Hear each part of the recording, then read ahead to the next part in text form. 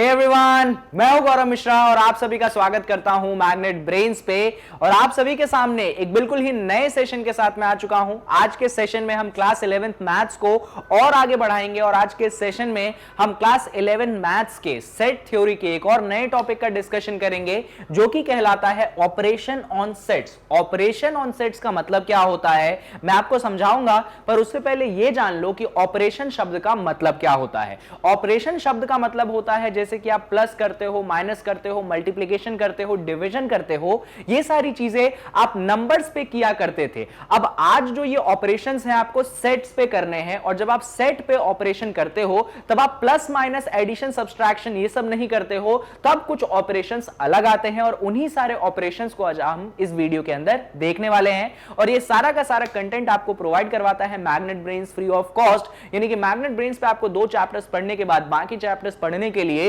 कोई भी पेमेंट करने की जरूरत नहीं है। बस आपको इसके वेबसाइट को एक्सेस करना है जो कि है www.magnetbrains.com। तो चलिए इस सेशन को शुरुआत करते हैं और देखते हैं कि सेट पे ऑपरेशन होते क्या हैं। तो अगर मैं सेट पे ऑपरेशंस की बात करूं तो यहां पे जो मल्टीपल ऑपरेशंस हम यूज करते हैं उनके मैं अलग-अलग से नाम आपको बता देता हूं।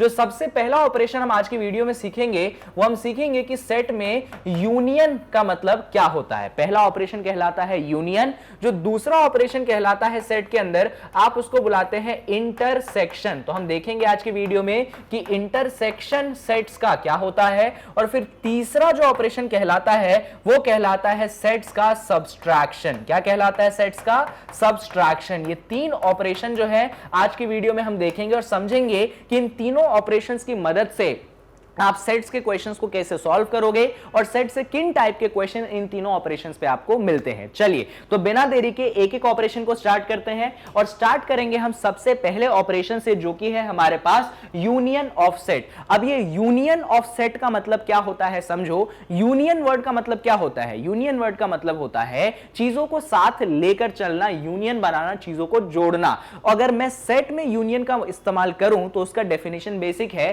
Combining the elements of set is called union of set. जब आप 2 सेट के या 3 सेट या 4 सेट जितने भी सेट हो आपके पास, उनका जब आप यूनियन लेते हैं तो बेसिकली क्या करते हैं, आप उन सभी सेट के एलिमेंट्स को कंबाइन करते हैं। आपको मैंने पढ़ाया था कि सेट के अंदर एलिमेंट्स होते हैं, तो जैसे कि अलग-अलग सेट हैं, उनका अगर आप यूनियन लेते हो तो क्या करते हो, उन सभी सेट को आप कंबाइन करते हो। अब यहां पे थोड़ी सी और बातें हैं यूनियन में, उनको समझते हैं। यहां पे एक एग्जांपल से मैं आपको समझाता हूं यूनियन का मतलब, एक बार में आपको समझ में आ जाएगा। मान लीजिए यहां पे एक सेट आपको ए दिया गया है। ए सेट क्या दिया गया है आपको? जो ए सेट दिया गया है वो दिया गया है 2, 4, 6, 8। यहां पे आपको एक दूसरा सेट बी दे दिया गया है। बी सेट के अंदर एलिमेंट है 6, 8, 10, 12। और आपको क्या करना है, आपको इन दोनों सेट का यूनियन निकालना है। यूनियन निकालना है मतलब क्या, आपको इन दोनों सेट के एलिमेंट्स को करना है कंबाइन। अब इन दोनों सेट के एलिमेंट को कंबाइन कैसे करोगे, तो जितने एलिमेंट्स ए में हैं और जितने एलिमेंट्स बी में हैं उन सबको साथ में लिख दो। बस एक चीज ध्यान रखना कि अगर कोई एलिमेंट रिपीट हो रहा है तो उसको 2 बार मत लिखना, उसको सिर्फ 1 बार लिखना। वापस से मैं रिपीट कर देता हूं खुद को। अगर आप इन दोनों सेट का यूनियन निकालते हैं तो दोनों सेट के एलिमेंट्स को आपको साथ में लिखना है, और अगर कोई एलिमेंट रिपीट हो रहा है तो उसको 2 बार लिखने की जगह आप सिर्फ 1 बार लिखेंगे। तो पहले सेट से कौन कौन सा एलिमेंट आ गया? 2 आ गया, फिर कौन आ गया? फिर 4 आ गया, फिर कौन आ गया? 6 आ गया, फिर कौन आ गया? 8 आ गया। अब आप बोलेंगे कि सर दूसरे सेट में भी 6 और 8 है, तो इनको अलग से मत लिखना क्योंकि वरना फिर वो रिपीट हो जाएंगे। हम सेट में एलिमेंट्स को रिपीट नहीं करते हैं। तो कौन से एलिमेंट्स अलग से लिख देंगे आप? 10 और 12 को बस यहां पे अलग से लिख देंगे। आपने इन दोनों सेट का क्या कर दिया? यूनियन कर दिया। तो जब आप यूनियन करते हैं तो आपने क्या किया, आपने इन दोनों सेट को कंबाइन किया, आपने इन दोनों सेट के एलिमेंट्स को कंबाइन किया। बस एक स्पेशल अटेंशन आपको देनी है कि एलिमेंट्स को रिपीट मत करना। जैसे 6, 8 दोनों में था तो सिर्फ आपको उसको 1 बार लिखना है, बाकी तो एलिमेंट्स अलग अलग थे, कोई एलिमेंट रिपीट नहीं हो रहा था, उनको हमने एक एक बार लिख दिया। तो यही बेसिक मतलब होता है आपके सेट का यूनियन का, और इसको समझाने के लिए मैंने आपके एनसीईआरटी का एग्जांपल नंबर 12 यूज किया है। चलो इसको थोड़ा सा और अपन डिटेल में समझते हैं, क्योंकि यूनियन को समझना आसान तो लगता है पर थोड़ी सी बारीक बातें धीरे धीरे आपको समझ में आएंगी। इसीलिए यहां पे एक एग्जांपल 13 लिया। यहां पे आपके पास अगेन एक सेट ए है, इस सेट के अंदर कुछ एलिमेंट्स हैं। क्या क्या एलिमेंट्स हैं? यहां पे ए है, फिर ई है, फिर I है, फिर O है और फिर U है। बहुत बढ़िया। एक सेट आपके पास B है, इसके अंदर एलिमेंट है A है, I है, U है, और आपको इन दोनों को करना है कंबाइन। बेसिकली इन दोनों सेट का आपको क्या चाहिए, आपको इन दोनों सेट का चाहिए यूनियन। यूनियन का मतलब क्या करोगे, दोनों के एलिमेंट्स को कंबाइन करोगे, और कोई एलिमेंट रिपीट हो रहा होगा तो सिर्फ उसको कितनी बार लिखोगे, एक बार लिखोगे। तो पहले सेट से क्या मिला, A मिल गया, फिर क्या मिल गया E, फिर क्या मिल गया I, फिर क्या मिल गया O, फिर मिल गया U। अच्छा, दूसरे सेट पे आते हैं तो देखो दूसरे सेट में क्या हुआ है, यहां पे ऑलरेडी A आ चुका है, I भी आ चुका है, U भी आ चुका है, मतलब दूसरे सेट में से कोई भी अलग से एलिमेंट लिखने की जरूरत नहीं है। अब यहां पे इंटरेस्टिंग चीज क्या हुई, देखो जब मैंने A और B का यूनियन किया तो मेरे पास ये सेट बन गया, और एक्चुअली ये सेट किसके बराबर है, अरे ये सेट तो A के बराबर है, तो मैं यहां पे इसको किसके बराबर लिख सकता हूं, मैं इज इक्वल टू A के बराबर लिख सकता हूं। तो यहां पे एक चीज बन गई, क्या चीज बन गई, कि जब मैंने A का यूनियन किया B के साथ तो मुझे वापस से कौन सा सेट मिल गया, तो मुझे वापस से A वाला सेट मिल गया, और ये चीज मुझे शो करनी थी तो वो चीज शो भी हो गई।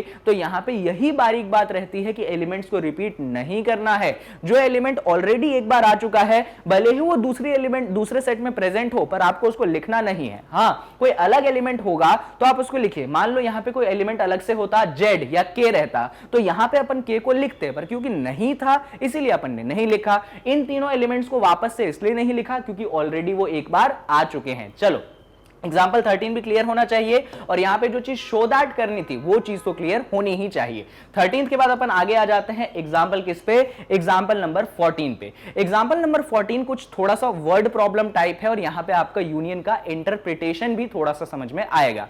क्वेश्चन कहता है एक सेट X है, Ram, Gita, Akbar be the set of student of class 11th who are in school hockey team. तो यहां पे आप देख सकते हैं कि आपके पास दिया गया है एक सेट X, ये जो सेट X दिया गया है या आपके पास हॉकी टीम के प्लेयर्स का सेट दिया गया है। हॉकी टीम के सारे प्लेयर्स का सेट नहीं दिया गया है, ये उन प्लेयर्स का सेट दिया गया है जो 11th क्लास में भी है और जो हॉकी टीम में भी है। तो ये किनका सेट है, तो ये हॉकी प्लेयर्स का सेट है जो कि क्लास 11th में प्रेजेंट है। ठीक है, और इस सेट X के कुछ एलिमेंट्स हैं। कौन कौन से एलिमेंट्स हैं, तो इसके अंदर एक एलिमेंट है राम, तो पहला बंदा है राम जो क्लास 11th में भी है, हॉकी भी खेलता है।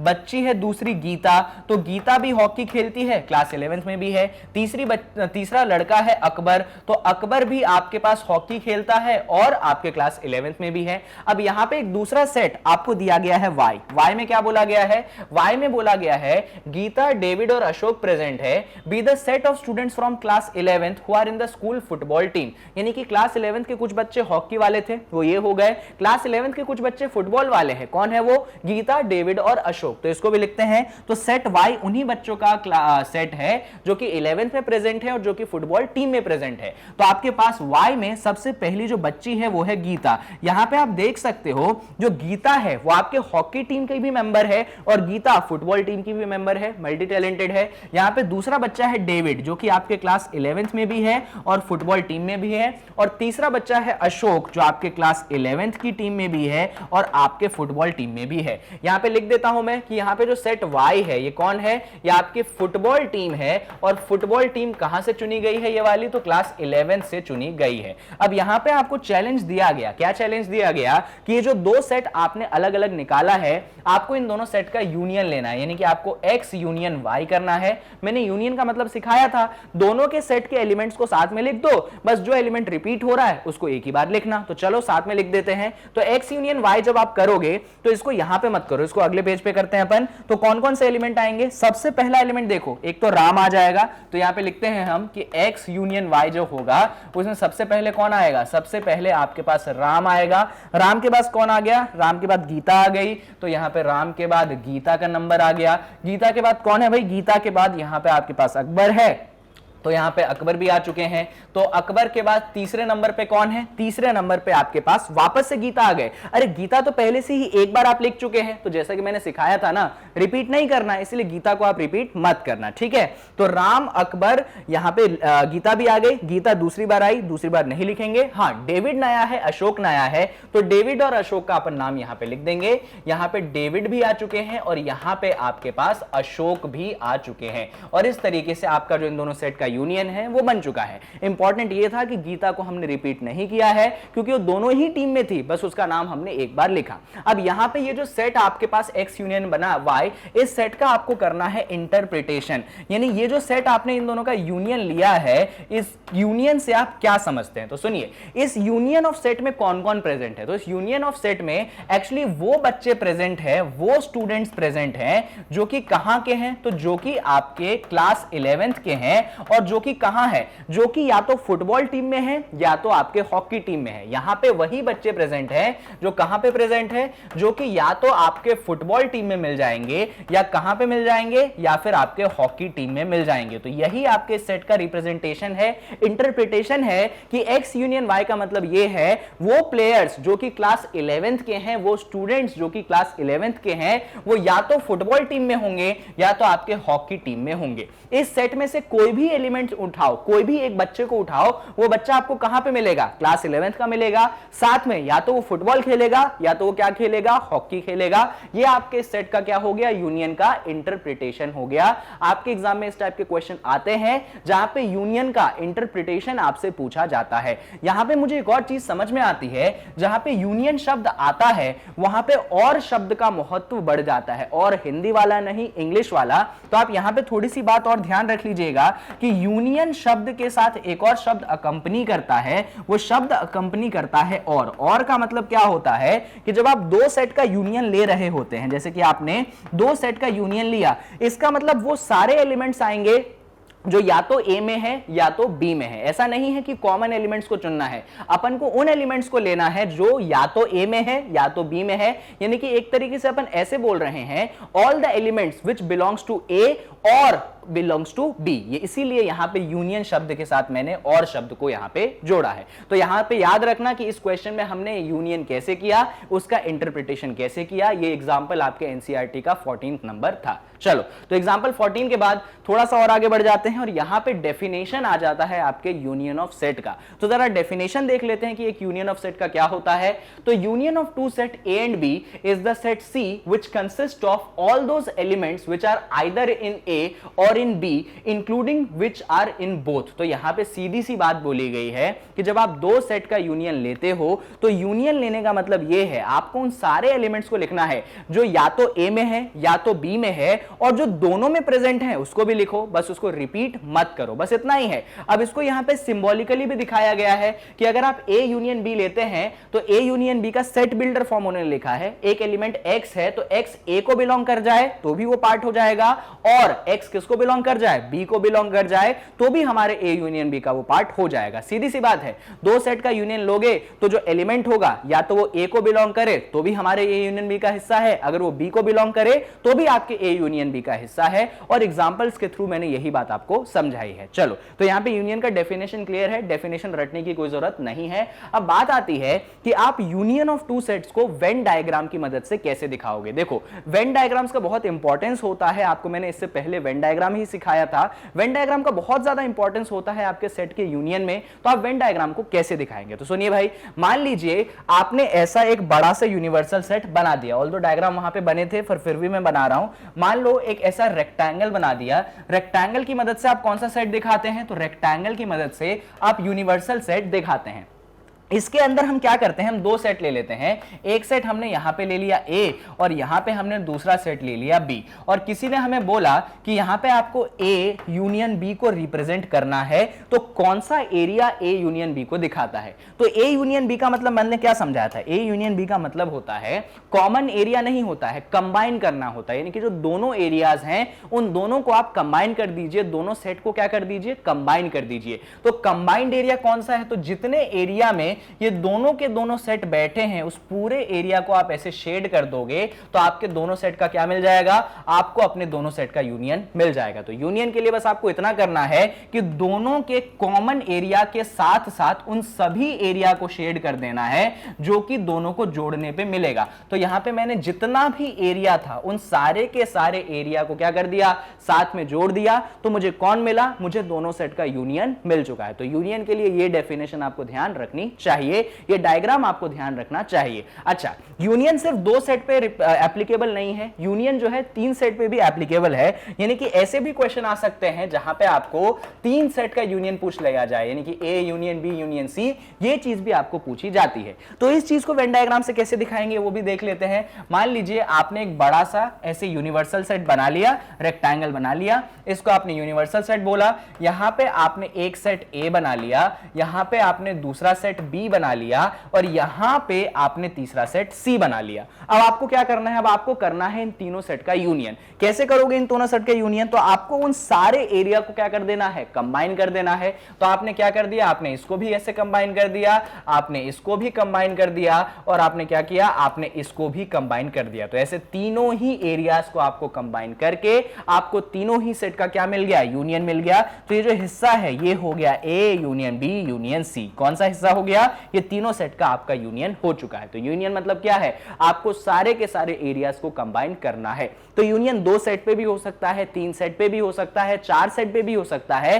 कोई लिमिटेशन नहीं है कि भैया यूनियन कितने सेट पे होगा, जितने भी सेट चाहे उतने सेट पे आपका यूनियन हो सकता है। और ये दोनों ही एग्जांपल के जो वेन डायग्राम्स हैं, इन दोनों वेन डायग्राम्स को आपको ध्यान रखना पड़ेगा जब भी आप यूनियन को पढ़ेंगे। चलो, तो यहां पे हमने वेन डायग्राम के थ्रू यूनियन सीख लिया, 2 सेट्स के लिए भी बनाया, 3 सेट्स के लिए भी बना लिया। यहां पे भी डायग्राम में मैंने दिखाया था, पर यहां पे क्योंकि क्लियर रिप्रेजेंटेशन नहीं था इसीलिए मैंने हैंड रिटन बना दिया। चलो इसके आगे थोड़ा सा और बढ़ जाते हैं। यूनियन पे जो हमने चीजें सीख ली, अब यूनियन से रिलेटेड कुछ प्रॉपर्टीज होती हैं जो प्रॉपर्टीज आपको जाननी चाहिए। सबसे पहली प्रॉपर्टी यूनियन पे ये होती है कि यूनियन जो है कम्यूटेटिव लॉ को सेटिस्फाई करता है। कम्यूटेटिव लॉ को सेटिस्फाई करने का मतलब ये है, जब आप ए यूनियन बी करोगे तो ये बराबर होगा बी यूनियन ए के। यानी कि अगर आप ऑर्डर चेंज कर देंगे सेट का, इससे आंसर में कोई परिवर्तन नहीं होने वाला है। इस लॉ को कहते हैं हम कम्यूटेटिव लॉ। ठीक है, तो इसको याद रख लेना। दूसरा लॉ है आपका एसोसिएटिव लॉ।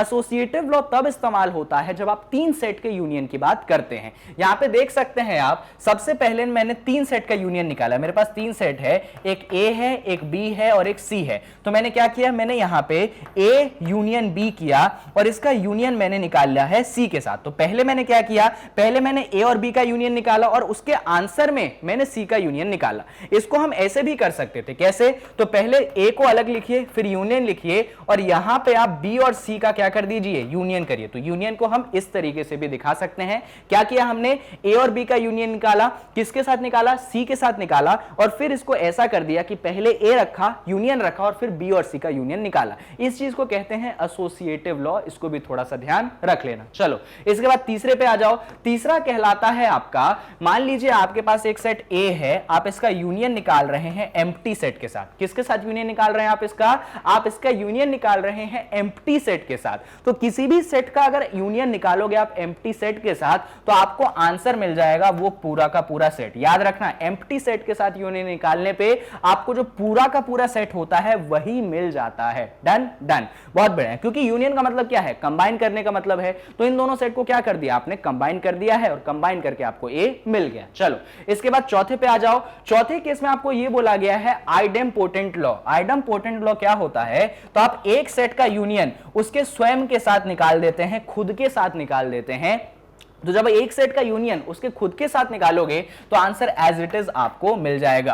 यानी कि ए यूनियन ए अगर आप लिखते हो तो आंसर आपको क्या मिलता है, आंसर आपको कैपिटल ए मिल जाता है। लास्ट वाला लॉ देख लो, इसको कहते हैं law of you. Law of you का मतलब यह होता है कि अगर आप यूनिवर्सल सेट के साथ किसी सेट का यूनियन निकालोगे, ये जो पहला है ये आपके पास यूनिवर्सल सेट है, अगर यूनिवर्सल सेट के साथ किसी भी सेट का यूनियन निकालोगे तो आंसर हमेशा आपको यूनिवर्सल सेट ही मिलने वाला है। इसीलिए इसको लॉ ऑफ यू कहते हैं। तो यहां पे हमने क्या किया, यूनिवर्सल के सेट के साथ यूनियन निकाला एक सेट ए का, तो आंसर हमको क्या मिला, आंसर हमको मिल चुका है यूनिवर्सल सेट। बहुत बढ़िया। तो यहां पे पांचों ही प्रॉपर्टी आई होप आपको क्लियर है, कहीं कोई कंफ्यूजन नहीं है। और इसी के साथ जो यूनियन ऑफ सेट है वो होता है खत्म। ये पहला ऑपरेशन था जो मुझे आपको सिखाना था। मैंने सिखाया था 3 ऑपरेशन है, यूनियन है, इंटरसेक्शन है और सब्सट्रैक्शन है, जिसको अपन माइनस भी बोलते हैं। तो यूनियन अपन ने सीख लिया, इसमें जो भी वेन डायग्राम्स हो सकते थे वो भी मैंने आपके लिए बना दिए, जो भी रिलेटेड एग्जांपल्स थे वो भी मैंने आपको करवा दिए। अब आता है आपके पास दूसरा कॉन्सेप्ट जिसको आप कहते हैं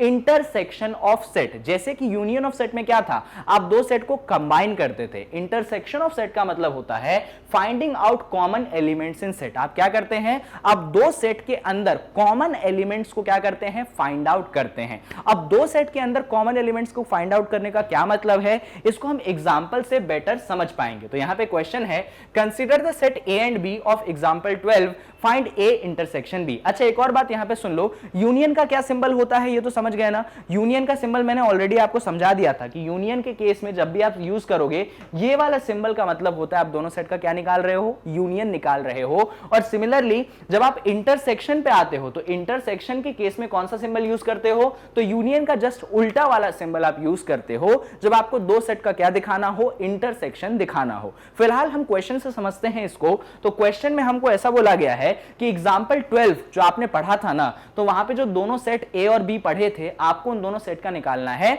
इंटरसेक्शन। कैसे काम करेंगे, तो पहले तो अपन एग्जांपल 12 पे चलते हैं। ये रहा अपने पास एग्जांपल 12। यहां पे एक सेट क्या है, 2 4 6 8। चलो इसको यहां पे लिखते हैं, यहां पे इस चीज को डिलीट कर देते हैं। तो हमारे पास एक सेट यहां पे ए है, ए के अंदर क्या एलिमेंट है, 2 4 6 और 8। बहुत बढ़िया। यहां पे एक दूसरा सेट हमारे पास बी है, क्या है ये, 6 8 10 12। तो लिख देते हैं दूसरा सेट बी है जिसके अंदर है हमारे पास एलिमेंट 6 8 10 और 12। बहुत बढ़िया। हमको बोला गया है कि भैया आप इन दोनों सेट का इंटरसेक्शन निकालो। इंटरसेक्शन निकालो मतलब क्या, ये वाला सिंबल लगा दो। तो दोनों सेट का अगर आप इंटरसेक्शन निकालोगे तो आप उन एलिमेंट्स को निकालिए जो कि दोनों के सेट में कॉमन है। तो कौन से एलिमेंट्स दोनों के सेट में कॉमन है, देखो जरा, यहां पे 6 है, यहां पे 8 है, यहां पे भी 6 है, यहां पे भी 8 है।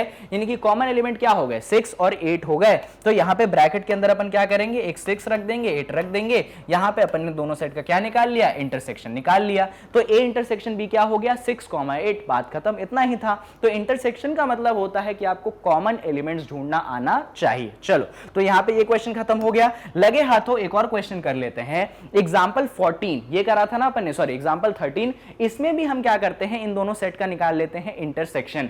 यहां पे आपको मैंने बोला था यूनियन निकालने के लिए, पर अभी आप इस पे फोकस मत करो। अभी आप क्या निकालो, अभी आप हम निकाल लेते हैं इंटरसेक्शन। चलो ध्यान से देखना। तो यहां पे आपको क्वेश्चन कुछ ऐसा बन गया कि आपके पास दो सेट है, एक सेट ए है। ए सेट के अंदर क्या एलिमेंट है, इसके अंदर एलिमेंट है ए ई आई ओ यू, ठीक है। और एक सेट आपके पास बी है, बी के अंदर कौन सा एलिमेंट है, इसके अंदर एलिमेंट है ए आई यू। आपको क्या करना है, इन दोनों का इंटरसेक्शन निकालना है, यानी कि ये वाला सिंबल लगा दोगे। इंटरसेक्शन का मतलब कॉमन एलिमेंट्स ढूंढने हैं। तो ढूंढो कॉमन एलिमेंट्स। देखो भैया कॉमन एलिमेंट्स क्या क्या है, अलग पेन से मार्क कर दूं। देखो ए है, बहुत बढ़िया, आई है, बहुत बढ़िया, और यू है। तो जो कॉमन एलिमेंट्स यहां पे आ चुके हैं उनको मार्क कर दीजिए। यहां पे ए हो गया, यहां पे आई हो गया, यहां पे यू हो गया। आपने ऐसे मार्क कर दिया तो आपने दोनों ही सेट का क्या निकाल लिया, दोनों ही सेट का इंटरसेक्शन यहां पे निकाल के रख दिया। चलिए आई होप कि आपको दोनों ही सेट का इंटरसेक्शन निकालना आ चुका है। अब यहां पे एक और क्वेश्चन है एग्जांपल 14। इस एग्जांपल 14 में भी हम क्या करेंगे, एग्जांपल 14 में भी हम दोनों में यूनियन की जगह क्या निकालेंगे,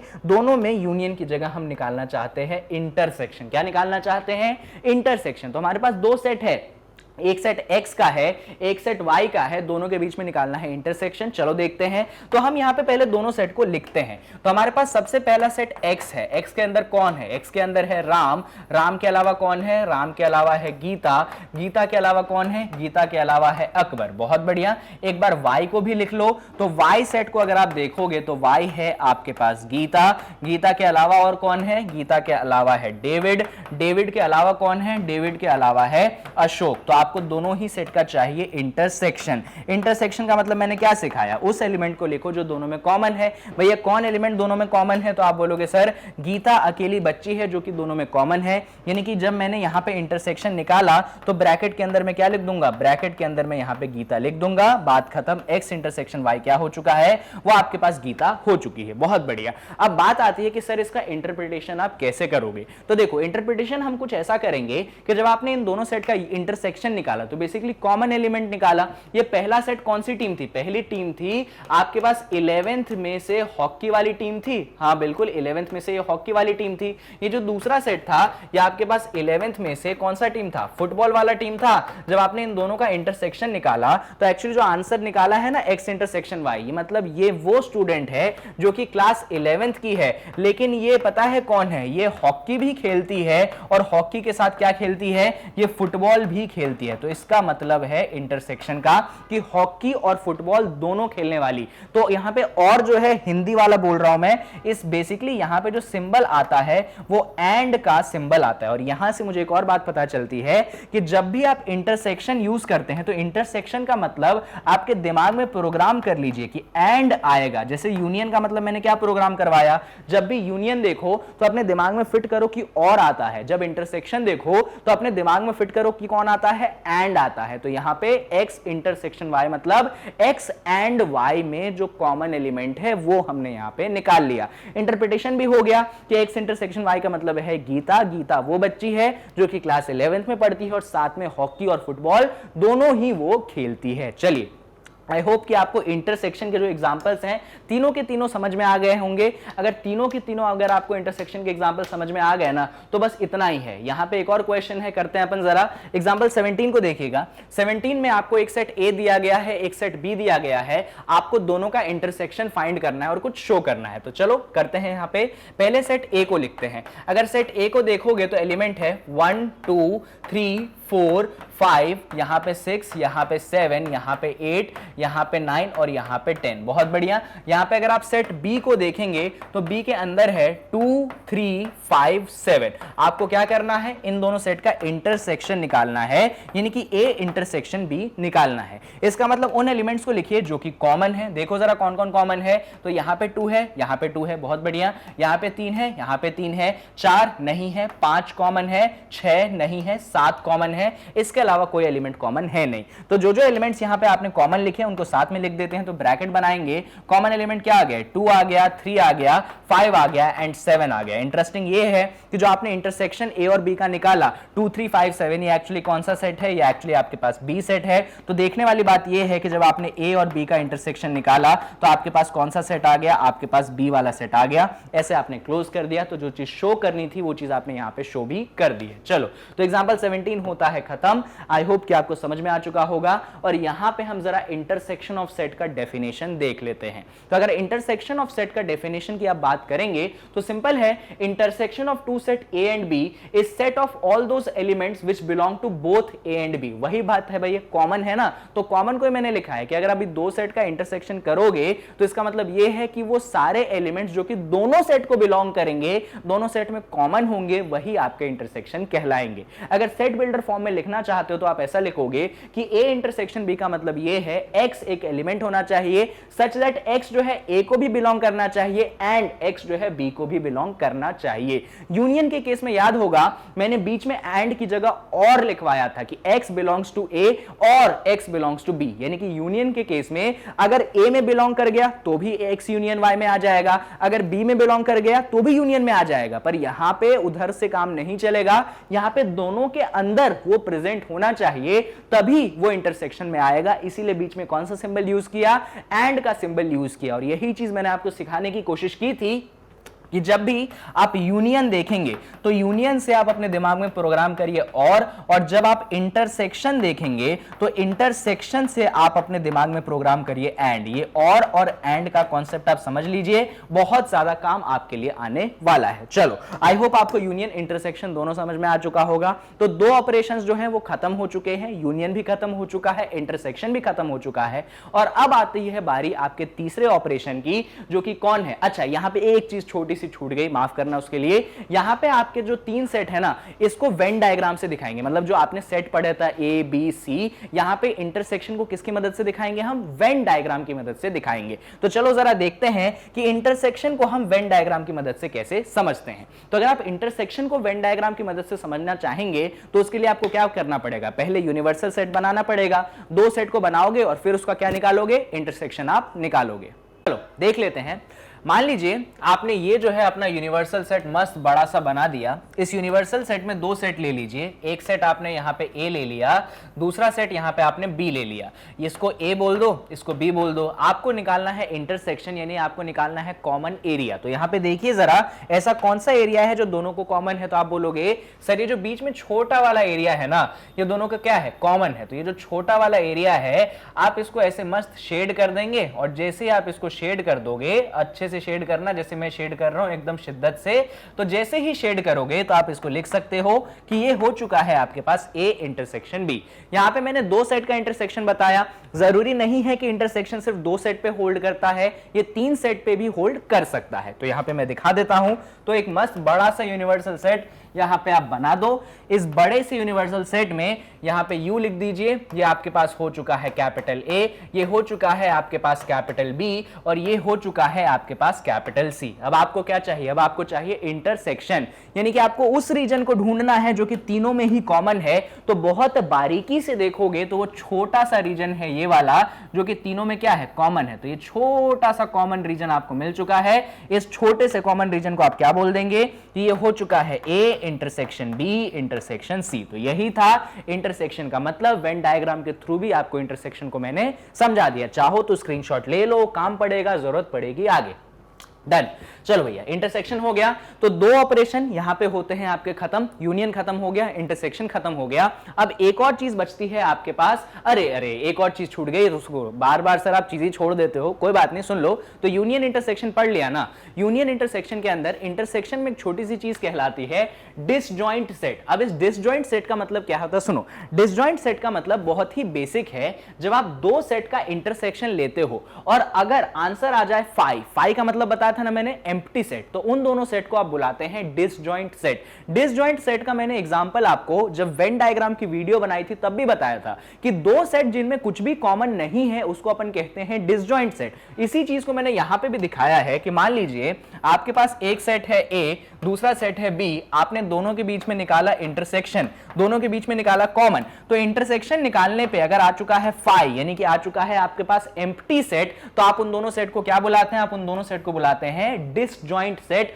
यानी कि दोनों में कुछ भी जुड़ाव नहीं है, दोनों में कुछ भी कॉमन नहीं है। इसको वेन डायग्राम की मदद से मैंने यहां पे दिखाया है। बड़े वाले रेक्टेंगल के थ्रू मैंने यूनिवर्सल सेट दिखा दिया। एक छोटा सा सर्कल आपके कौन सा है? ए वाला सेट है, उधर वाला आपके पास बी है। देखो इसमें कहीं पे भी कुछ भी कॉमन दिख रहा है क्या? नहीं दिख रहा, यानी कि ये दोनों के दोनों सेट क्या हो गए? डिसजॉइंट हो गए। इसका मतलब अगर ए इंटरसेक्शन बी अगर मैं निकालूंगा तो क्या आएगा? आपके पास एम्प्टी सेट आएगा 5। तो ये तरीका था आपके डिसजॉइंट सेट का। आई होप आपको डिसजॉइंट सेट समझ में आया होगा, कहीं पे कोई भी कंफ्यूजन नहीं है। चलो, तो डिसजॉइंट सेट का डेफिनेशन याद रखना कि इंटरसेक्शन आता है क्या? Empty set 5। बढ़िया, डिसजॉइंट सेट समझ लिया। अब यहां पे एक एग्जांपल देख लो, जैसे कि आप देख सकते हो आपके पास एक सेट ए है, यही देख लो, छोटे छोटे में देख लो। एक सेट ए है 1 2 3 4 5 6, एक सेट बी है 7 8 9 10। कुछ कॉमन दिख रहा है क्या? नहीं दिख रहा ना कॉमन। भैया जब कुछ भी कॉमन नहीं है, यानी कि ये दोनों सेट क्या हो गए? डिसजॉइंट हो गए। कुछ भी नहीं है ना कॉमन, तो डिसजॉइंट लिख दिया। A intersection B is equal to 5। Venn diagram अब मैं यहां पे नहीं बना रहा। चलो, तो इंटरसेक्शन हो गया, यूनियन हो गया, इसमें मैंने आपको डिसजॉइंट भी बता दिया। अब बस इंटरसेक्शन के कुछ प्रॉपर्टीज आप देख लो, जैसे कि अगर यहां पे A इंटरसेक्शन B करते हो या B इंटरसेक्शन A करते हो तो इसमें कुछ भी अंतर नहीं है। बेसिकली बोला जाए तो कम्यूटेटिव लॉ सेटिस्फाई होता है। यहां पे देख लो भैया, कम्यूटेटिव लॉ का मतलब यह है कि A इंटरसेक्शन B करें या आप B इंटरसेक्शन A करें, आंसर क्या आएगा? सेम आएगा, आंसर में कोई भी डिफरेंस नहीं होगा। That is called commutative law. दूसरा लॉ है एसोसिएटिव लॉ। एसोसिएटिव लॉ क्या कहता है? सुनिए जरा।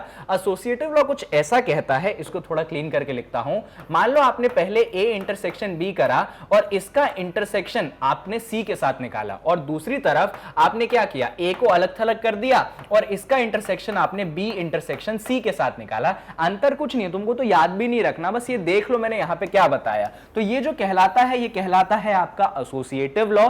इसको थोड़ा बहुत ध्यान रखिएगा, कहीं कहीं काम आ जाता है। इससे रिलेटेड क्वेश्चंस वैसे तो एग्जाम में आपको नहीं पूछे जाएंगे। तीसरा जो लॉ है इसको कहते हैं अपन law of phi and U. यहां पे देखिएगा, इंपॉर्टेंट है। क्या इंपॉर्टेंट है? मान लीजिए आपके पास एक एम्प्टी सेट है फाई। क्या है एम्प्टी सेट? फाई। इस एम्प्टी सेट का इंटरसेक्शन आप ए के साथ निकालते हैं तो आंसर क्या आता है? आंसर एक एम्प्टी सेट आता है।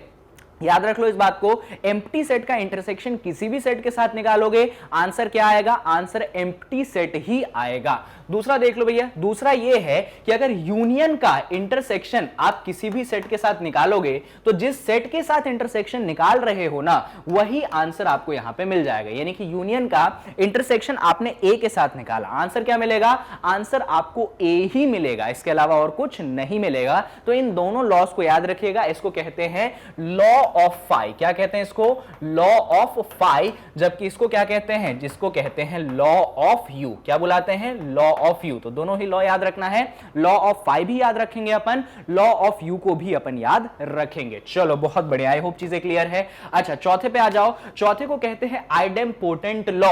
आइडेम्पोटेंट लॉ का मतलब यह है कि अगर ए का इंटरसेक्शन ए के साथ निकालोगे आंसर कितना मिलेगा, आंसर ए ही मिलेगा। This is called what, this is called idempotent law. Spelling यहां से रट सकते हो आप। लास्ट में आ जाओ डिस्ट्रीब्यूटिव लॉ। क्या है डिस्ट्रीब्यूटिव लॉ, देखते हैं जरा।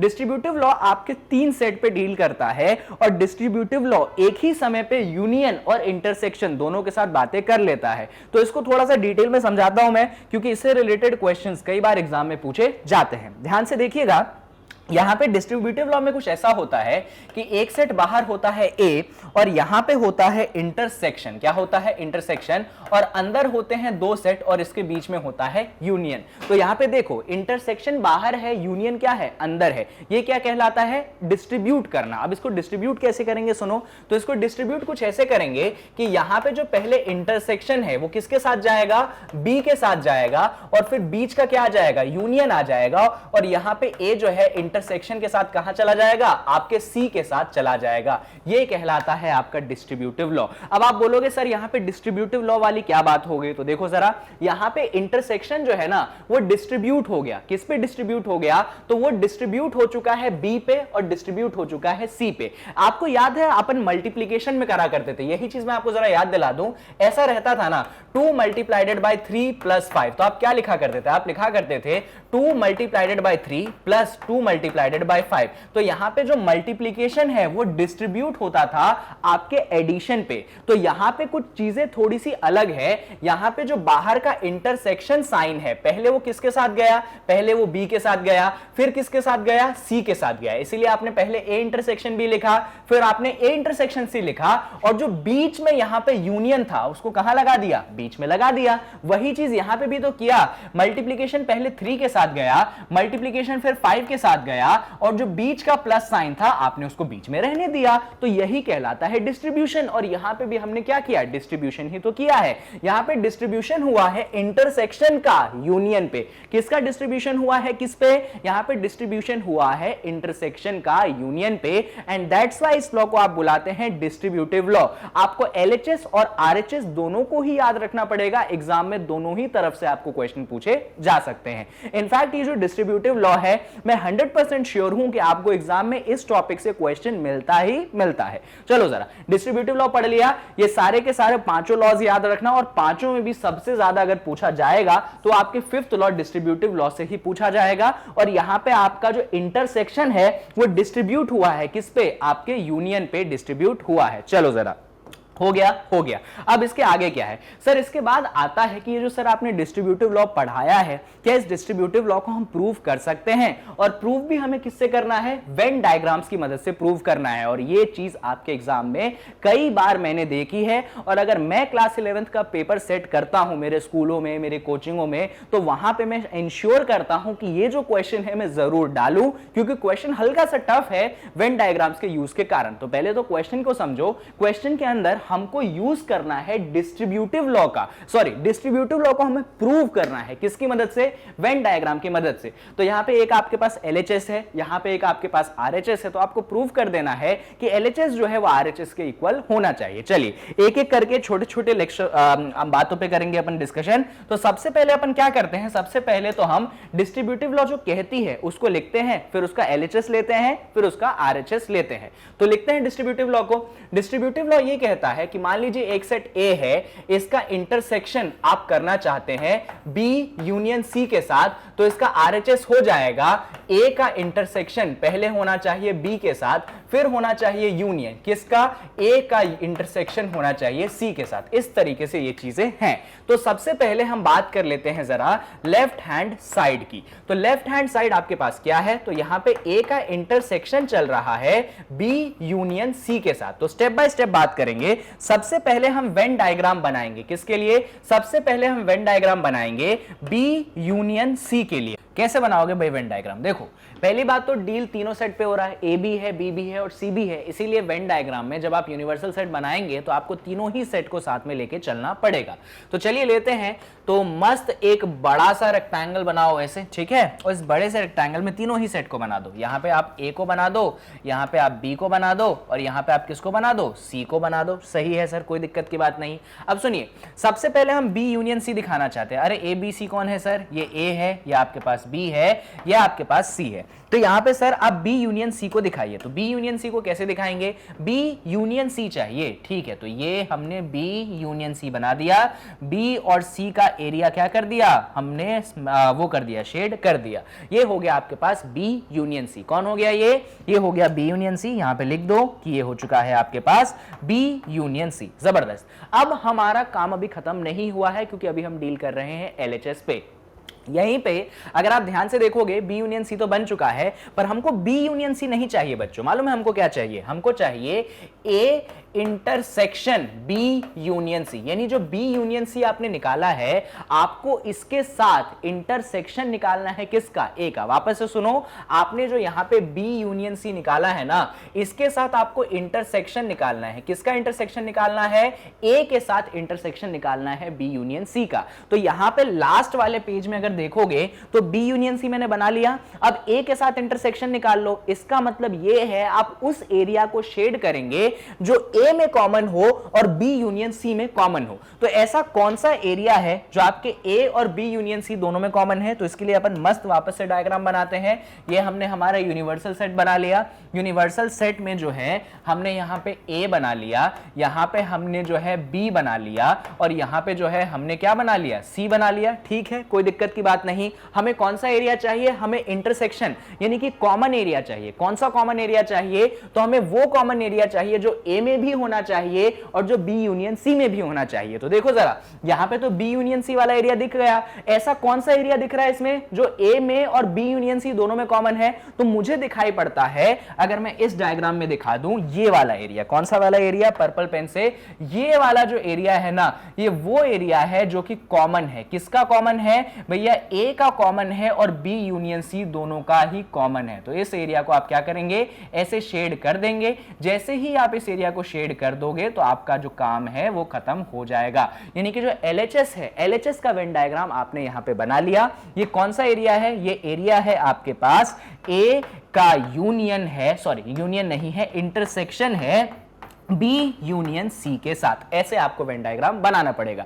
ये आपने एलएचएस का वेन डायग्राम यहां पे बनाया है। अभी आपको बनाना है आरएचएस का वेन डायग्राम। तो पहले अपन आरएचएस को लिख लेते हैं। अगर आरएचएस को मैं लिख देता हूं तो आरएचएस में क्या चीजें थी, आरएचएस में सबसे पहले हमारे पास था इधर ए इंटरसेक्शन बी, बीच में यूनियन का साइन था और फिर था ए इंटरसेक्शन सी। यही था ना, यही था। तो क्या करो, मस्त यहां पे ऐसे आप बना दो एक वेन डायग्राम। इधर थोड़ा छोटा छोटा काम करते हैं, फिर जगह ही नहीं बचती अपने पास। ऐसा करो, यहां पे स्टार्ट करते हैं। चलो, तो इधर एक छोटा सा वेन डायग्राम बनाते हैं। तीनों ही सेट लेंगे इसमें। ये हमने ए ले लिया, यहां पे हमने बी ले लिया, यहां पे हमने सी ले लिया। तो इधर देखो, हमें सबसे पहले चाहिए ए इंटरसेक्शन बी, यानी कि वो एरिया को मार्क करिए जो ए और बी में कॉमन है। अरे सर, ए कौन है, बी कौन है, सी कौन है, तो ये आपके पास ए है, ये आपके पास बी कौन सा था यार, ये तो मैं भूल ही गया, ये इधर वाला बी था। दोनों में सेम बनाया ना, हाँ दोनों में सेम बनाया है।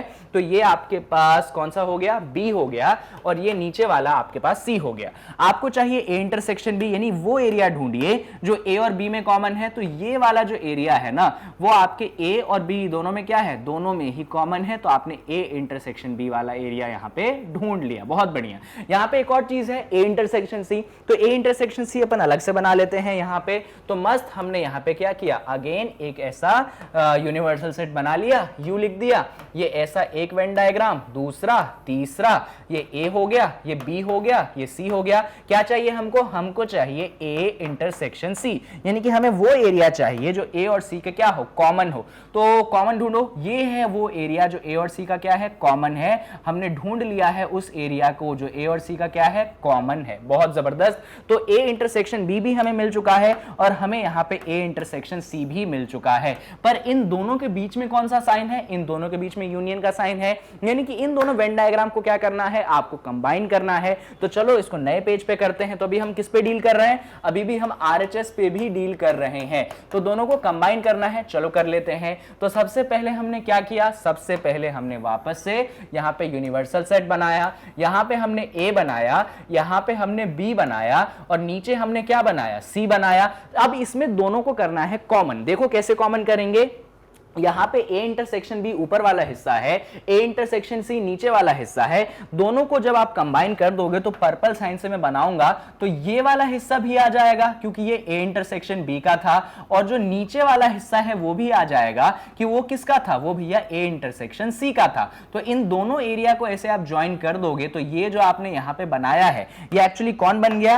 ये आपके पास बन गया आरएचएस। और आरएचएस क्या था? वो था आपके पास ए इंटरसेक्शन बी और इधर था यूनियन किसके साथ, ए इंटरसेक्शन सी के साथ। अब आप बोलोगे सर आपने कैसे प्रूव कर दिया? तो प्रूव मैंने कुछ ऐसे किया है कि आरएचएस का जो वेन डायग्राम है फाइनल वाला, ये याद रख लो, आरएचएस का फाइनल वाला वेन डायग्राम ये है। अब जरा मैं आपको एलएचएस का वेन डायग्राम दिखाता हूं। देखिए जरा इधर, कहां गया भाई, हां ये रहा आपके पास एलएचएस का फाइनल डायग्राम, पूरा वेन डायग्राम एलएचएस का एकदम दिमाग में फोटो खींच लो, खींच लिया, बहुत बढ़िया। अब इधर आ जाओ, इधर आ जाओ। अब यहां पे देख लो आप आरएचएस का फाइनल वाला वेन डायग्राम एग्जैक्टली क्या है, सेम है। भैया जब दोनों के वेन डायग्राम एग्जैक्टली सेम है इसका मतलब क्या है, दोनों के दोनों क्या है, इक्वल है। यानी कि आप कह सकते हैं कि आपका जो एलएचएस है वो किसके इक्वल हो गया, वो आपके आरएचएस के इक्वल हो गया। तो ये जो मैंने क्वेश्चन करवाया है ना, इसमें जितने भी स्टेप्स करवाए हैं ये स्टेप्स आपको एग्जाम में लिखने पड़ेंगे, वापस से एक बार देख लो जिससे कहीं कोई कंफ्यूजन ना बचे। तो आप कैसे काम करेंगे? आप कुछ काम यहां से शुरुआत करेंगे। आप पहले इक्वेशन लिखेंगे, फिर उसके बाद आप एलएचएस लिखेंगे। एलएचएस में सबसे पहले आप बी यूनियन सी को ऐसे निकाल देंगे। एक बार जब बी यूनियन सी निकाल जाएगा तो आप उसका ए के साथ इंटरसेक्शन ले लेंगे, यानी कि आप उस एरिया को खोजेंगे जो ए बी और सी में क्या है, सॉरी ए के साथ और बी यूनियन सी के साथ कॉमन है, तो वो ये वाला एरिया आ जाएगा। तो ये आपने एलएचएस का फाइनल डायग्राम बना लिया। जब ये एलएचएस का फाइनल डायग्राम बना जाए तो आरएचएस पे आ जाना। आरएचएस में पहले ए इंटरसेक्शन बी का बनाना, फिर आप यहां पे ए इंटरसेक्शन सी का बनाना। जब दोनों का बन जाए तो दोनों को यहां पे मर्ज करके आप फाइनल आरएचएस का वेन डायग्राम बना दीजिएगा। जब दोनों वेन डायग्राम्स को देखोगे, एलएचएस का फाइनल, आरएचएस का फाइनल, तो आपको एग्जैक्टली सेम वेन डायग्राम मिलेगा। इसका मतलब आपने उस चीज को प्रूव कर दिया जो कि आपको प्रूव करना था। तो बस ये वाला जो रूल है इसको थोड़ा सा ध्यान रखना, कई बार एग्जाम में पूछा जाता है और इंपॉर्टेंट है। कहां गया रूल भैया? हाँ ये वाला rule, property of intersection of set जो है वो वाला रूल आपको ध्यान रखना पड़ेगा। चलो तो यहां पे इंटरसेक्शन की प्रॉपर्टीज पढ़ लिया अपन ने। मैंने आपसे इंटरसेक्शन से जो डिस्ट्रीब्यूटिव वाला बताना था, ये डिस्ट्रीब्यूटिव वाला भी अच्छे से समझा दिया। यहां पे आपका इंटरसेक्शन पूरी तरीके से खत्म होता है, ठीक है। डिस्ट्रीब्यूटिव वाला का जो प्रूफ दिया है ना, इस प्रूफ को थोड़ा सा ध्यान रखना, ये प्रूफ आता है। और ये सारे के सारे जो प्रॉपर्टीज मैंने लिखवाए हैं, इन प्रॉपर्टीज को भी ध्यान रखिएगा, ये प्रॉपर्टीज भी आपसे पूछी जाती हैं। अब इंटरसेक्शन प्रॉपर्टीज पढ़ने के बाद, डिसजॉइंट को पढ़ने के बाद हम लास्ट ऑपरेशन की बात कर सकते हैं। मैंने बोला था ना 3 ऑपरेशंस होते हैं, यूनियन होता है, इंटरसेक्शन होता है। तो यूनियन और इंटरसेक्शन पढ़ने के बाद हम लास्ट ऑपरेशन पे आ जाते हैं, और वो जो लास्ट ऑपरेशन है वो आपका कहलाता है सब्सट्रैक्शन, या उसको आप बोलते हैं सेट को माइनस करना। अब सेट को माइनस करना क्या होता है और इसमें क्या चीजें आपको ध्यान रखनी होती है, उन चीजों को हम जरा यहां पे देख लेते हैं। चलो तो ये सारी चीजें हो गई, बात खत्म हो गया। अच्छा ये सारी चीजें तो बताई दी मैंने, ये भी बता दी। नहीं सर ये तो बतानी बची है, डिफरेंस ऑफ सेट। अरे सर ये डिफरेंस ऑफ सेट क्या होता है? अरे वो सब्सट्रैक्शन बोल रहा था ना मैं, वही है ये subtraction, difference of set. Difference of set का मतलब क्या होता है वो बाद में समझेंगे, पहले जरा समझो इसको लिखते कैसे। देखिए अगर आपके पास एक सेट ए है, अरे कहां गया मेरा लाल पेन भाई, हाँ अगर आपके पास एक सेट A है, दूसरा सेट B है, तो इन दोनों सेट के बीच में आपको लिखना है डिफरेंस, तो आप लिखते हैं A माइनस बी। क्या लिखते हैं? A minus B. साथ में आप यहां पे B माइनस A भी लिख सकते हैं, पर ये दोनों सेम नहीं होते हैं, ये दोनों बराबर नहीं होते हैं, दोनों का मतलब अलग अलग है। पर समझो डिफरेंस होता क्या है, A और B है तो आप A माइनस बी भी लिख सकते हैं, आप B माइनस A भी लिख सकते हैं, दोनों का मतलब अलग अलग है। एक एक करके दोनों के ही मतलब को समझते हैं। तो यहां पे सबसे पहले अपन मतलब समझते हैं कि A माइनस बी का मतलब क्या होता है। तो A माइनस बी जब आप देखते हैं तो उसका मतलब यह होता है elements which belongs to A but not to B। A minus B का मतलब क्या है? ऐसे एलिमेंट जो A को बिलोंग करेंगे लेकिन B को बिलोंग नहीं करना चाहिए। अरे सर ये क्या बात बोल रहे हो आप, समझ ही नहीं आ रही बात। सुनो सुनो सुनो सुनो समझो। मान लो तुम्हारे पास एक सेट A है, इस सेट A के अंदर एलिमेंट पुट कर दो 1 2 3 4 5। बहुत बढ़िया। एक सेट आपके पास B है, आप इसके अंदर एलिमेंट्स पुट कर दीजिए 4 5 6 7। और मैंने आपको बोल दिया कि आप तो मुझे A माइनस बी फाइंड करके दिखाइए। तो A माइनस बी का मतलब ऐसा है कि आपको वही एलिमेंट्स यहां पे लिखने हैं जो कि A के एक्सक्लूसिव होने चाहिए। A के एक्सक्लूसिव होने का मतलब क्या है भैया? A के एक्सक्लूसिव होने का मतलब यह है जो सिर्फ A में हो। अगर वो B में हो गए ना, बस दोगले हो गए, वो अपन को नहीं चाहिए। वही एलिमेंट चाहिए अपने को जो सिर्फ और सिर्फ A में हो। अगर आप बोलोगे अरे सर 4 और 5 वो भी तो A में है, मैं बोलूंगा 4 और 5 B में भी है, अपने को नहीं चलेगा। अपने को वही एलिमेंट चाहिए जो सिर्फ A में हो और कहीं पे ना हो। तो ऐसे कौन कौन से एलिमेंट हैं जो सिर्फ A में है? चलो पहले अलग कलर के पेन से हटाते हैं उनको। देखो 4 और 5 को तुम इंक्लूड नहीं करोगे। क्यों नहीं इंक्लूड करोगे? क्योंकि भैया वो 4 5 A में तो है पर 4 5 B में भी आ गया ना, इसीलिए वो एक्सक्लूसिव नहीं है A का। तो हमारे पास कौन कौन से हो गए A माइनस बी में? 1 2 3। तो A माइनस बी में अपन कौन कौन से एलिमेंट रख देंगे यहां पे? तो A माइनस बी में अपन रख देंगे 1 2 3। क्यों रखा हमने? वापस से सुन लीजिए। 4 और 5 को अपन ने इसलिए हटाया क्योंकि वो A के एक्सक्लूसिव नहीं है, वो एक्चुअली कॉमन है A और B के बीच में। A माइनस बी का एक और डेफिनेशन ये होता है कि आप उन एलिमेंट्स को लिखिए जो A में है और जो कॉमन एलिमेंट्स है ना उनको हटा दीजिए। आप उन एलिमेंट्स को लिखिए जो सिर्फ A में है और आप उन एलिमेंट्स को हटा दीजिए दोनों में के बीच में क्या है? कॉमन है। अब यहीं पे एक क्वेश्चन मान लो बन गया B माइनस A। अब तुम बोलोगे सर A माइनस बी निकाल दिया है, B माइनस A में सब में नेगेटिव लगा दूं क्या? ऐसा नहीं होता भाई, सेट थ्योरी है, ऐसा कोई नंबर सिस्टम नहीं है जो ऐसा तुम माइनस कर दोगे। अब B माइनस A का इंटरप्रिटेशन समझो। B माइनस A का मतलब ये है ऐसे एलिमेंट जो सिर्फ B के अधिकार के हैं, अगर वो A के साथ कॉमन हो गए अपने को वो नहीं चाहिए। यानी कि वो एलिमेंट्स को चुनो भैया जो सिर्फ और सिर्फ B के हैं, जो कि A में प्रेजेंट होने ही, जो कि कॉमन होने ही नहीं चाहिए। तो उन एलिमेंट्स को चुनो जो कि कॉमन नहीं है। तो कौन से कॉमन नहीं है? तो 6 और 7 जो है वही इकलौते एलिमेंट है जो सिर्फ B में आएंगे। तो अपन इस सेट में क्या रख देंगे? 6 रख देंगे, 7 रख देंगे। हमने 4 और 5 को क्यों नहीं इंक्लूड किया? तो 4 और 5 को हमने इसलिए इंक्लूड नहीं किया क्योंकि वो दोनों के बीच में क्या हो गए? कॉमन हो गए। और हमको क्या कॉमन एलिमेंट्स चाहिए? नहीं चाहिए। इसलिए हम किन एलिमेंट्स को रखेंगे? सिर्फ उन एलिमेंट्स को रखेंगे जो कि दोनों के बीच में कॉमन नहीं है। इसलिए हमने क्या रख दिया? 6 और 7 को यहां पे रख दिया। और यहां पे आप देख सकते हैं कि जो A माइनस बी है और जो B माइनस A है वो बराबर नहीं है। ये मैंने आपको पहले भी बता दिया है। तो यही होता है डिफरेंस ऑफ सेट। फटाफट इस पे कुछ एग्जांपल्स मैं आपको करवा देता हूं जिससे चीजें क्लियर हो जाएंगी। यहां पे A माइनस बी को कैसे पढ़ते हैं वो सीख लो। ऐसा लिखा है A माइनस बी तो क्या पढ़ते हैं? A minus B. ऐसा लिखा है तो क्या पढ़ते हो? B minus A। फालतू की बात है, फालतू में टाइम वेस्ट हो गया अपना, कोई बात नहीं, आगे बढ़ जाते हैं। यहां पे एक एग्जांपल है। तो यहां पे एक सेट A है, एक सेट B है। आपको A माइनस बी और आपको B माइनस A फाइंड करना है। देखिए एक सेट A है और एक सेट क्या है? B है। तो आपको चाहिए A माइनस बी। तो A माइनस बी, अरे सर पेन का रंग तो आप लाल रखते थे, कभी कभार पर्पल भी हो जाता है। तो आपको A माइनस बी चाहिए। तो आप उन एलिमेंट्स को रखिए जो सिर्फ A में है, उनको हटा दीजिए जो कॉमन है। जरा ढूंढो कॉमन एलिमेंट्स को, कॉमन को ढूंढो, कॉमन को ढूंढो। ये देखो 2 कॉमन हो गया, 2 नहीं चाहिए अपने को, हटा दो 2 को। और कॉमन कौन है? अच्छा A माइनस बी की बात चल रही है तो किसके एलिमेंट्स आएंगे? A के आएंगे। अगर B माइनस A की बात चलती तो किसके एलिमेंट आते? आते, बी के आते। चलो अभी a माइनस बी पे बात करते हैं। तो कौन कौन जाएगा, कॉमन वाले जाएंगे। 2 हटा दो, 3 है क्या कॉमन, नहीं है। 4 है क्या कॉमन, अरे 4 कॉमन है, गायब, हटा दो। 5 है क्या कॉमन, नहीं है। 6 है क्या कॉमन, हटा दो, 6 भी हटा दो। यानी जो जो एलिमेंट बचे वो लिख दो। यहाँ पे 1 है, यहाँ पे 3 है, यहाँ पे 5 है, यानी कि a माइनस बी हो चुका है 1, 3, 5। बात खत्म हो चुकी है। यहीं पे आपसे बोला गया है कि जनाब आपने a माइनस बी तो फाइंड कर दिया, लगे हाथों b माइनस ए को भी फाइंड कर दीजिए। तो b माइनस ए अगर आप फाइंड कर रहे हैं तो किसके एलिमेंट आएंगे, b के आएंगे कि a के आएंगे, कौन आगे है, आगे b है ना, तो b के एलिमेंट आएंगे। अच्छा b के कौन कौन से एलिमेंट आएंगे, तो b के वो एलिमेंट आएंगे जो कि कॉमन नहीं है। तो जो जो कॉमन है उनको गायब करो। 2, अरे 2 कॉमन आ गया, हटाओ। 4 भी कॉमन आ गया, हटाओ। अरे 6 भी कॉमन आ गया, हटाओ। कौन बचा, सिर्फ 8 बचा, यानी कि b माइनस ए में कौन आ जाएगा, b माइनस ए में सिर्फ और सिर्फ 8 आ जाएगा। तो ये होता है difference of set. I hope आपको एक्सप्लेनेशन क्लियर है। कॉमन एलिमेंट्स को अपने को हटाना रहता है। चलो भाई 18th के बाद आ जाओ यहाँ पे 19th पे। 19th में एक सेट v है, एक सेट b है। आपको v माइनस बी चाहिए, आपको b माइनस v चाहिए। तो सबसे पहले अपन निकालते हैं v माइनस बी। अगर आपको v माइनस बी चाहिए तो उन एलिमेंट्स को हटाना पड़ेगा। पहले तो किसके एलिमेंट आएंगे ये बताओ, क्योंकि आगे v है तो एलिमेंट तो v के आएंगे। किनको हटाना पड़ेगा, जो कॉमन है। देखो जरा कौन कौन कॉमन है, a कॉमन है, a गायब, e है क्या, नहीं। i भी कॉमन है, i गायब, o कॉमन है क्या, नहीं। u भी कॉमन है, हटाओ। तो कौन से एलिमेंट बचे, एक e बचा, एक o बचा, बात खत्म। v माइनस बी जो है e कॉमा o हो चुका है। अच्छा अब हमको b माइनस वी चाहिए, तो b माइनस वी कैसे निकालोगे, तो अगर आपको b माइनस वी चाहिए तो किसके एलिमेंट आएंगे, पहले b आगे हैं तो b के एलिमेंट्स आएंगे। कॉमनों को हटाओ, ये देखो इधर a है, इधर भी a है, हटा दो जरा। i भी कॉमन है, i भी हटा दो। u भी कॉमन है, अरे सर इधर क्यों हटा रहे हो सर, इधर हटाना है ना।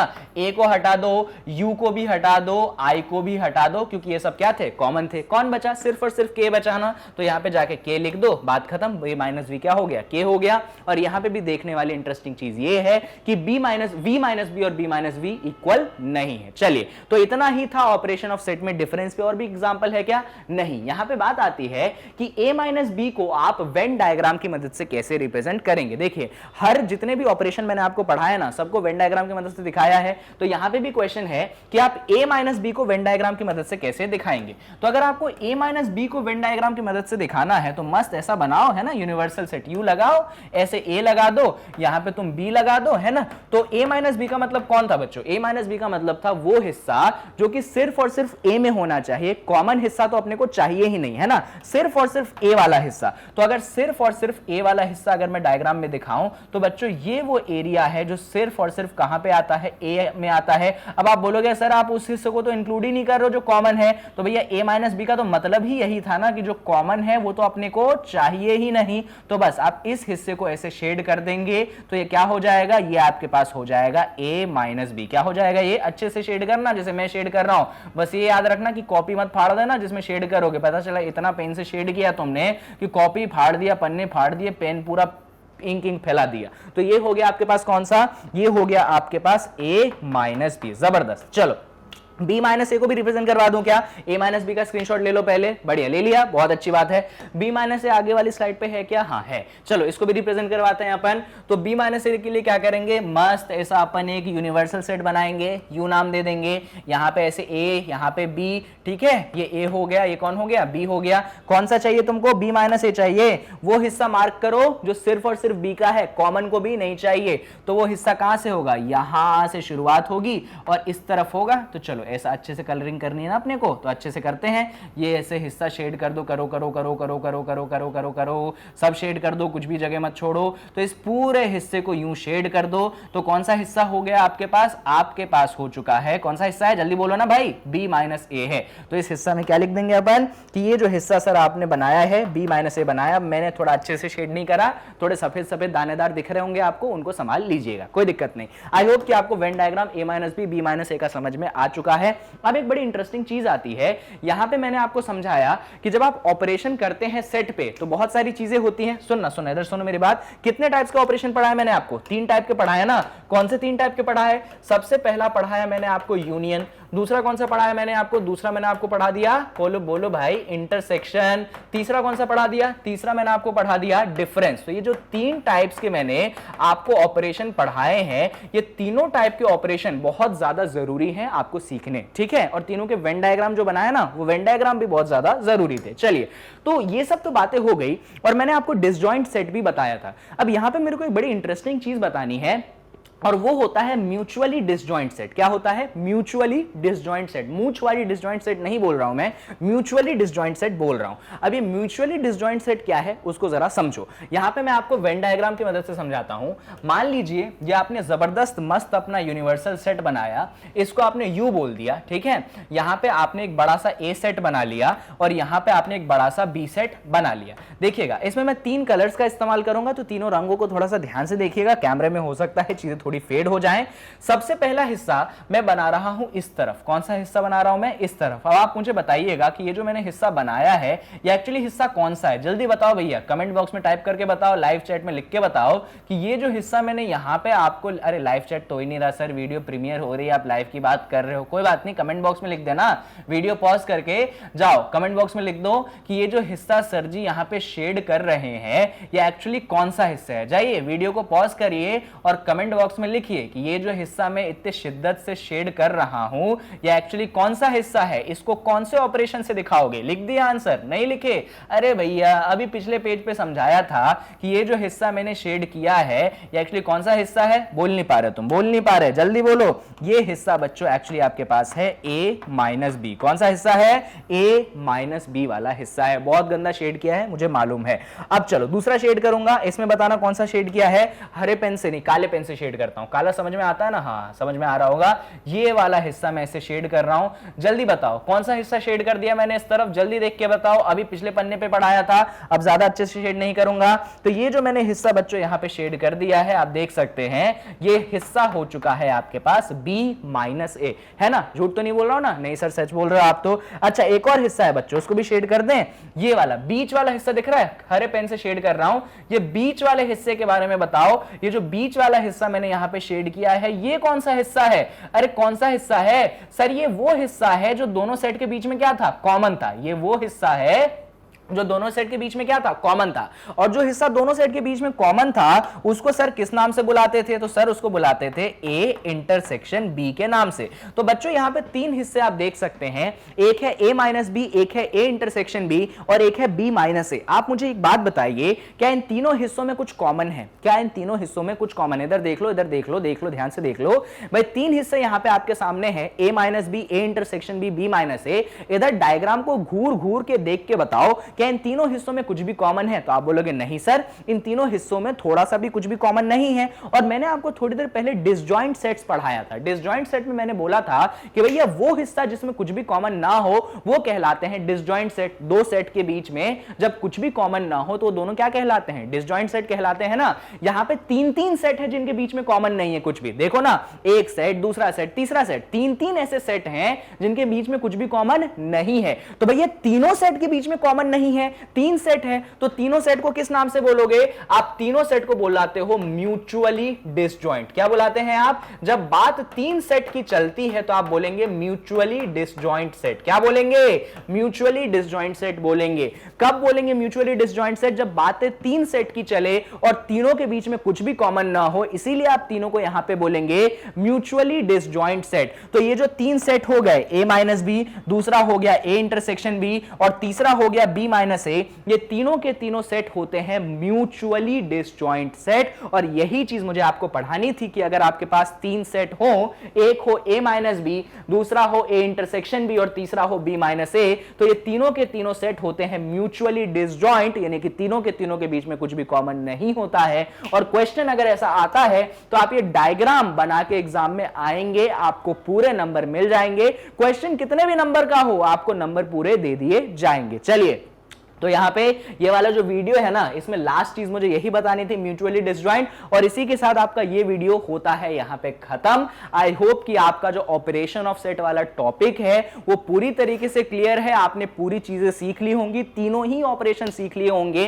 जितनी बातें मैंने बताई होंगी वो बातें भी सीख लिए होंगे, और जो क्वेश्चंस मैं यहाँ पे लाया था वो क्वेश्चंस भी आप अच्छे से सीख चुके होंगे। तो इस वीडियो के अंदर बस इतना था। आई होप आपको कॉन्सेप्ट क्लियर है, चीजें क्लियर है, कहीं कोई भी कुछ भी कंफ्यूजन नहीं है। बस लास्ट में मैग्नेट ब्रेन्स की वेबसाइट से जान लो भैया, पहचान लो, आपकी पढ़ाई में बहुत ज्यादा हेल्पफुल ये होगी, क्योंकि जब YouTube पे तुम पढ़ते हो ना, बीच में ऐड आ जाता है, प्लेलिस्ट की लिंक नहीं मिलती है, कहीं ना कहीं वीडियोस के बीच में अपन को समझ नहीं आता कि इसके बाद कौन सी देखे, इससे पहले कौन सी देखे। तो इन सारी दिक्कतों को दूर करने के लिए मैग्नेट ब्रेन्स का वेबसाइट मैं आपके लिए लेके आया हूं, मैं नहीं, मैग्नेट ब्रेन्स की टीम लेके आई है। तो आपको गूगल क्रोम खोलना है, टाइप करना है www.magnetbrains.com। जैसे ही टाइप करोगे ये वेबसाइट खुल जाएगी। इसमें यहां पे CBSE K-12 में सीबीएसई इंग्लिश मीडियम में जाना, क्लास 11th को सेलेक्ट कर लेना, ठीक है। तो सेलेक्ट करोगे तो विंडो खुलेगी, इसमें मान लो तुमको मैथ्स पढ़नी है, ये रहा, कहां रहा मैं, हाँ ये रहा, तो यहां पे वॉच नाउ में दबा देना। जैसे ही वॉच नाउ का ऑप्शन क्लिक करोगे एक और नई विंडो खुलेगी, तो जितनी चीजें मैं पढ़ा रहा हूं वो सारी चीजें तुमको यहां पे मिल जाएगी। अभी सेट थ्योरी चल रही है तो सेट थ्योरी में जाना, वॉच चैप्टर वाइज वीडियोस में, जो भी वीडियो तुमको देखने का मन हो यहां पे डिटेल में तुम देख लेना। और ये तो मालूम ही होगा ना, ये सारी चीजें क्या है, फ्री ऑफ कॉस्ट अवेलेबल है भाई, तुमसे कोई पैसे नहीं लिए जाते पढ़ने के लिए। तो सपोर्ट कर दो। कैसे सपोर्ट करोगे? 3 काम करने, वीडियो को लाइक कर दो, चैनल को सब्सक्राइब कर दो, जितना हो सके वीडियो को शेयर कर दो। इतना काम कर दोगे, इतने में ही तुम्हारा सपोर्ट हमें मिल जाएगा। फ्री एजुकेशन लिया है, इतने अच्छे से सारी चीजें सीखी है, इतना करना तो अब बनता है। साथ में अगर कहीं पे कहीं वीडियो में कुछ भी थोड़ा सा भी डाउट हो तो कमेंट सेक्शन में जाके अपने डाउट को लिख दो, आने वाली वीडियोस में उन डाउट्स को हम क्लियर कर देंगे। आई होप कि आपको चीजें समझ में आई होंगी, कहीं ना कहीं आपकी इस वीडियो ने पढ़ाई में हेल्प की होगी, और कुछ भी कंफ्यूजन हो तो ऑलरेडी आप जगह जानते हैं। आने वाली वीडियोस के लिए स्टे ट्यून्ड रहिए। बाकी पूरी प्लेलिस्ट देखने के लिए डिस्क्रिप्शन बॉक्स में जाइए, फुल प्लेलिस्ट की लिंक आपको मिल जाएगी, दबाइए और पूरी बाकी पुरानी वीडियोस देख लीजिए। सो आई होप कि it's all good. So thank you so much and take care, tata and bye bye.